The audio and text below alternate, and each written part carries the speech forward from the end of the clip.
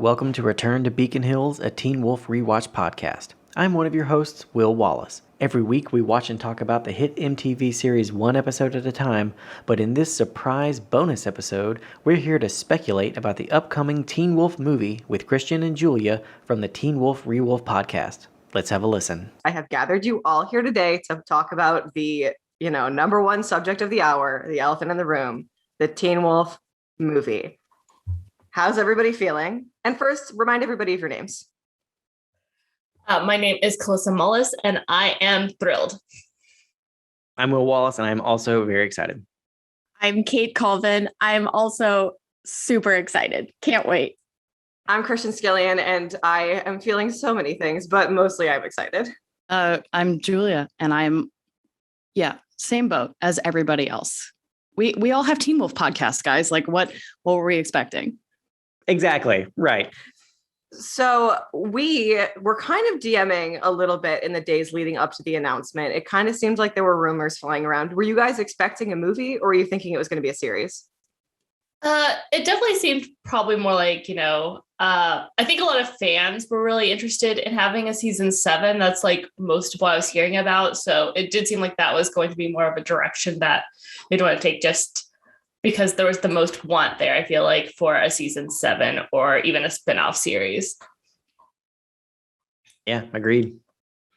There. I think our listeners are kind of in agreement with us that a 7th season wouldn't quite be the way to wrap up the stories that we left in Beacon Hills. So I think the reaction to it being a movie was pretty positive all around.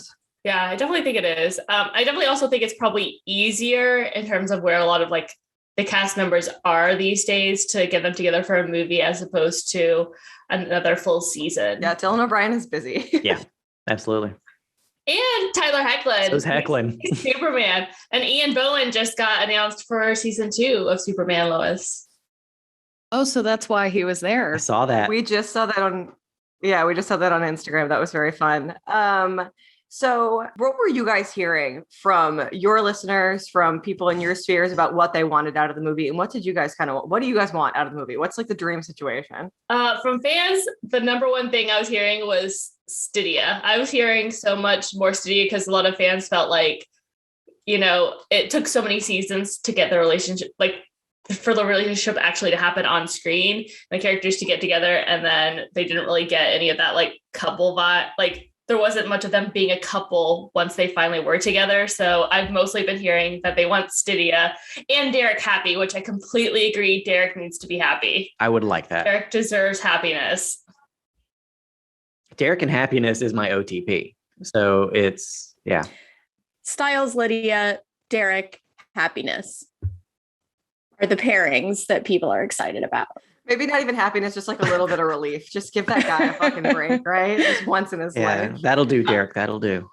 A moment's peace, I feel like we could probably settle for at this point. Oh, totally. We were definitely seeing a little bit of the Stydia stuff. It's funny. Somebody replied to one of our tweets being like, "Oh, I don't want Stydia in the movie," and I have never seen somebody get ratioed so fast. Oh, poor person. I mean, you have to know. Yeah. That's like a bat at a hornet's nest. You have to know, yeah. You do. It's a provocateur response. Yes, yeah, totally. But speaking personally, what do you guys want to see out of the movie? Any characters you want to come back? Like details, plot lines you want wrapped up? I'd love to see what's going on with Kira after she spent time with the Skinwalkers. I would like for her to come back now and see like where she's at in terms of like controlling her power, learning like what she's learned about being a Kitsune. And yeah, I would just really love that. I think Scott and Malia were an interesting pairing. I didn't hate it, but I also felt like I really loved him with Kira. And then of course, if there was a way to bring Allison back, which I know that's also what we've heard a lot of bring Allison back, I think it would be really interesting for him to deal with her coming back. That would be fun. I would definitely love to see Kira living her best life and that she's completely in control of the Kitsune and everything's awesome and she's been having adventures. And yeah. With Malia. Yes, with Malia. Preferably, please. Yeah, I think Kira is a big one for a lot of people. Allison, I was hearing a lot about too. And here's the thing, enough people have come back from the dead on Teen Wolf that it's like, sure, why not? Yeah, I feel like 2-3 people tops have stayed dead, and that's it. So might as well just bring her back. There's definitely ways they could do it. Yeah. We were seeing that I don't know what it is about, like, all of a sudden we got to season 6 and every Theum shipper in the Teen Wolf fandom decided that they were listening to our podcast. So we had an innumerable amount of people being like, oh, Theum, make it canon. I don't know if I agree with that, but it would be fun to see Theo and Liam go on more like misadventures together. We've definitely had a lot of like Theum fans answer that they want Theum to be canon. I think that could definitely be interesting. You know, I'm always for more representation on the show. Yeah, absolutely. Exactly. And you know, the thing is, like, none of the characters in the theme sequence, you know, so like the leads were ever canonically queer. And I feel like where we are as a culture now, we can do that stuff. We can do that, you know, like that's something that happens now. So I say, like, more canonically queer characters is always a good thing, and particularly when it's the marquee characters. I totally agree with that. I don't think I ever realized that none of the like title characters ever were gay. That's really interesting. I'm totally in support of moving towards that. Like you said, I think we are in a different place even from 2017. Oh yeah, we are. Culture has changed a lot as we all have been living through it. So I'm all in favor of that. I mean, speaking where season 6B wraps up, and it feels a little bit open-ended that there's this whole new world. Is that where you guys want the movie to pick up? Or do you feel like we can do a time jump? Everyone's older. Everyone's going to have their tattoos, hopefully. Absolutely time jump. Yeah. Yeah. I'm a little conflicted on it because I feel like, well, you left the story open. So we kind of need to finish the story that hasn't been finished yet. But I also felt like the very last shot of Teen Wolf, like I feel like there's already a time jump in the show. So I feel like we can either jump to present day with that, or we could be in that somewhere in between, between them leaving high school and what I think is present day with them at the very end of the show, and have a self-contained story in there somewhere. I don't think they need to with the timeline any more than it is already in the show. As far as them leaving a story unfinished, you know, I think, first of all, you don't necessarily have to tell that story for the story that you're telling to be informed by this sort of what felt like a new beginning. And the other thing is where we are in terms of multimedia storytelling, you could always go back and tell that in a different medium. I mean, think of how many shows now will have like comic book runs. I mean, you had like an entire season of Buffy that was in comic book, and you had the central ship of Legend of Korra become canon in comics. I'm not necessarily saying, oh, comics are the way to go for Teen Wolf, but just where we are too, the people are consuming stories in so many different media.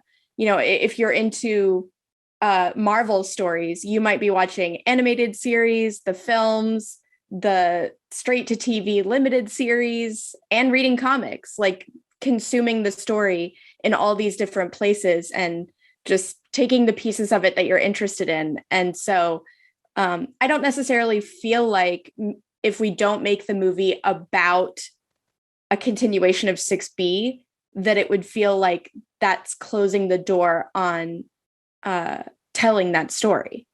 Interesting. I mean, I definitely think you're right that there are a lot of other avenues to explore as far as wrapping up that storyline, but it would be a really interesting addition because, as with the exception of, I think, the novel, Teen Wolf has never done anything like that before. So I think that would either be, well, I think there's a room for it to not work, but I think that could also be a really interesting artistic adventure for everybody involved as well. Julia, what do you think to it? Do you think it should wrap up? Do you think it should wrap up 6B, or do you think it should just be like? I love a time jump. No, I love a time jump. I actually think that like a time jump saved Riverdale, for example. They go, I think, like 5 years into the future. So like you skip college, everybody's at their shitty jobs or like with their shitty husbands, you know. And I think if you want to tell kind of a more explicitly adult story, that's the route that I would go. And that's sort of where I'm more interested in seeing how these characters ended up and what they are as adults. Yeah, absolutely. Completely agree. I agree. Yeah. And I think that, you know, I'm sure you guys are experiencing a little bit about this as well, where we'll have days where we're like, we only want to talk about the adults on Teen Wolf, because now that we're adults and we're not watching as young people anymore, that's actually where our interests lie. So I think for old fans returning to Teen Wolf, you do want to see like a slightly more mature story. Yeah. I think that they should let Scott say the F word, you know? Yes. I think T-Pose agrees with that.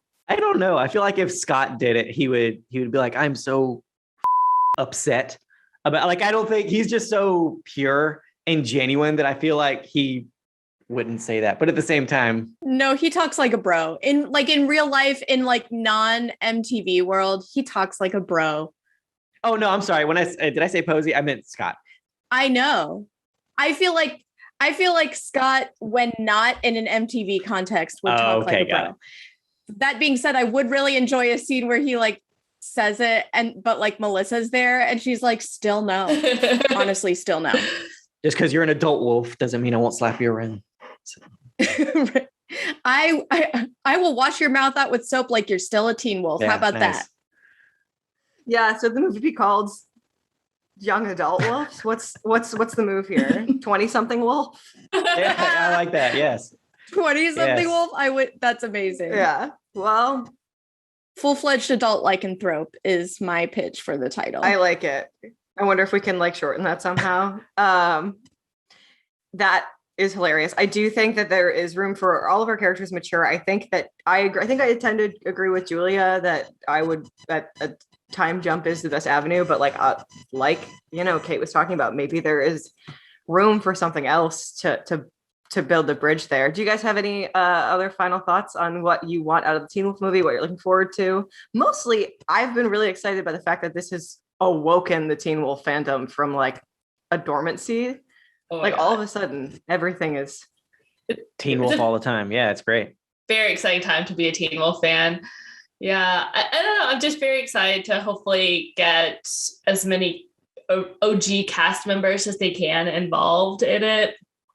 I love, like, you know, as they call them, the puppy pack, but I am kind of like more interested in an adult story. So like seeing our original characters mature and see where they're at with their lives now. Yeah, absolutely. okay. Is the puppy pack what people call like Liam and okay, puppy pack. Good to know. We have been calling them the baby pack. I think that puppy pack is maybe, yeah. We've been told they're the puppy pack. Puppy pack. Yeah. Cute. That's a little bit cuter than big pack and baby. Big pack and baby pack. That's pretty cute. I like that too. I like it. Okay, final question for everybody. Who are two people who didn't get to interact in the series who you want to see interact in the movie? Oh, for me personally, it's Liam and Isaac. Love it. That's very cool. Kate, love it. Kate, I think Kate's going to say, yeah. I want Derek Hale and Melissa McCall. Yeah, Agreed. we just realized they don't actually interact, and it blew my mind. I really want to see that. We want it so bad, you guys. We've talked about it a little bit because Melissa is probably the most stable character on the show, or one of at least. And Derek is not that. So I feel like their interactions would have to be fascinating. She's like the consummate mother. But then, you know, Derek is kind of like the fuck up guardian who had to like take care of Scott when Melissa wasn't like plugged into the wolfiness. I want them to interact so bad, you guys. That'd be fun. Yeah. I would love if they were able to bring Cora back. I'd like to see Cora and Malia interact, the Hale cousins. I think that'd be a lot of fun. That would be great. I'd love to see Cora's reaction to finding out that Peter had a daughter. Yeah. They would be so mean to each other. It would Yeah. be delicious. Fantastic. Yeah. But I feel like they would love being around each other because they would like enjoy the jabs. Oh yeah. You know? Oh, Absolutely. Yes. Yeah. They'd be like preparing insults for days. That'd be fun. Okay, Will, what about you? Oh boy.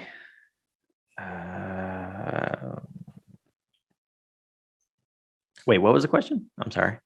2 characters who do not interact in the original series that you want to interact in. I honestly, Derek and Mama McCall has taken up so much real estate in my brain since we hit on this on we one of our realized that. episodes that's kind of really all I want, just because I think there's so much great story that can come out of that, but also just like what Kate was saying, like the 2 guardians of the Teen Wolf coming together, like just so much fun. Like I just don't know how that could not be fun and awesome. I think there'd be great room for like competition amongst them too, being like, I know what's best for Scott, actually. That would be fun. That Like would that. be fun. That would be so And he's like, wait, fun. I'm an actual adult now. I can take care of myself. And they're like, no, you can't. Sit down. Yeah. Like what about Grown Wolf? grown There it wolf? is. Yeah, love it. It's like in the series, like I think that it actually happened where like the first season was released my sophomore year of high school. So I am the age of what Teen Wolves are, and I could not imagine 2 people fighting over what my life choices are right now. Julia, what about you? I'm with you on the Isaac Liam thing, just because of their proximity and relationship to Scott. But I also would love to see Jackson come back in a really significant way, because like he does kind of get to meet people in his last appearance, but it's not enough. It's not what I wanted to It's not a see. deep as It's pretty interaction. rushed. Yeah. Yeah. I would like him to be integrated into the pack and to have more of those relationships, because I've really come around on my feelings for Jackson, mostly because I miss him now that we're in 6B. And I'd love to see him interacting with everybody pretty much. I love that too. Because I mean, bringing characters back is always fun, but Jackson, I feel like out of maybe all of the characters has like a significant growth that happens off screen. And it's like, well, I want to see new Jackson interacting with the people who don't know about this growth, Styles especially, and to see just that interaction. But it's just, because I think Styles would be like, you're a dick. Like, that's all I know of you. And he's not a dick anymore. He's actually a better person. And Styles just can't wrap his brain around it. Yeah. So stuff like that, Mhm. I would love to see. Although I guess in terms of title characters, it's very underexplored, but Jackson does end up in a canonical queer relationship. He does. That's true. That is does. true. Yeah. Yeah. I think these are all good things. Like, here's the thing about the Jackson thing is there are so many new people who have all of these new relationships to Scott, to Lydia, to all these people he had connections with, that inherently anytime you enter a character into these situations, that's why it's going to be engaging. So I think that everybody has good thoughts all around. And also, I would like to see the height difference between Daniel Sharman and Rayberry. That would be fantastic. I'd love Yeah. that. But overall, I think we're all pretty thrilled. I think this has been a really fun conversation. Like, obviously it's all speculative, but like I am now being like, oh, I hope that happens. I hope Yeah, that happens. me too. So Same. we look forward to hearing more of your thoughts on the movie and more of your guys' thoughts on Teen Wolf. Do you guys want to plug your socials again? Yes, you can find us on Patreon at patreon.com/RTBH podcast. We have a ton of awesome stuff up there for our patrons. You can also find us on Twitter and Instagram at RTBH podcast. And you can find us on Tumblr and TikTok at Return to Beacon Hills.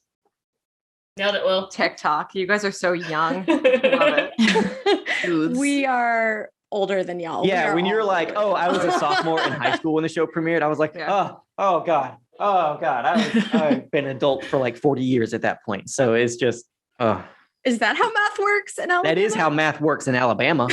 So I think you should know that by now. So Well, if it helps, I am the youngest on the Teen Wolf ReWolf and the youngest of most of my friends. So That's true. thank you guys again. We are always happy to talk to you, and we are happy to hear more thoughts about Teen Wolf and the movie for y'all. Thanks yes, for having us. too. Yes, thank you so much for having Thank us. you. If you'd like to support the show, you can find us on Patreon at RTBH Podcast.